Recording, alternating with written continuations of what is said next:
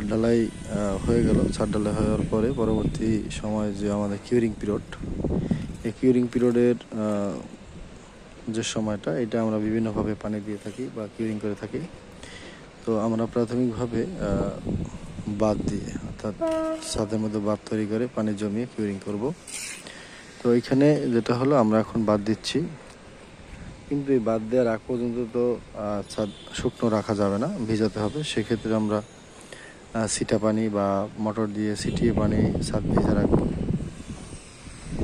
এই যে আমরা ছাদ ভিজা রেখেছি, এবং রোদ্রের তাপ এত প্রচণ্ড, যার কারণে কিছু সময় হলেই এইগুলো শুকিয়ে যায়।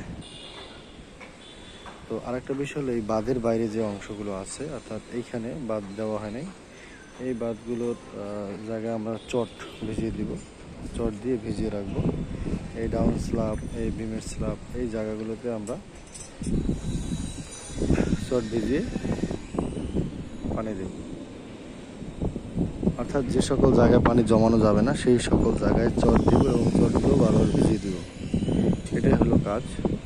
তো আমরা প্রাথমিকভাবে এখন ছিটা পানি দিচ্ছি এবং মোটর দিয়ে পানি দিচ্ছি। পরবর্তীতে আমরা এই বাঁধ হয়ে গেলে, বাঁধ শক্ত হয়ে গেলে আমরা এখানে পানি জমাবো এবং 14 দিন, কেউ 21 দিন কিউরিং করে। তো আমরা সেই প্রসিডিওর মেনেই কিউরিংয়ের কাজ কন্টিনিউ করব।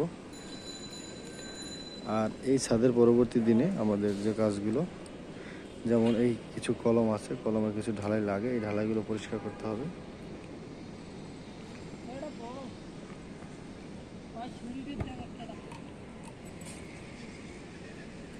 একটা সিনিয়র তো নিয়ে আসো, যাও।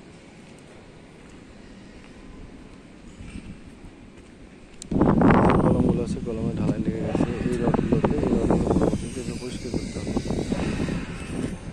পরিষ্কার করতে এবং পানির কাজ সম্পন্ন করতে হবে।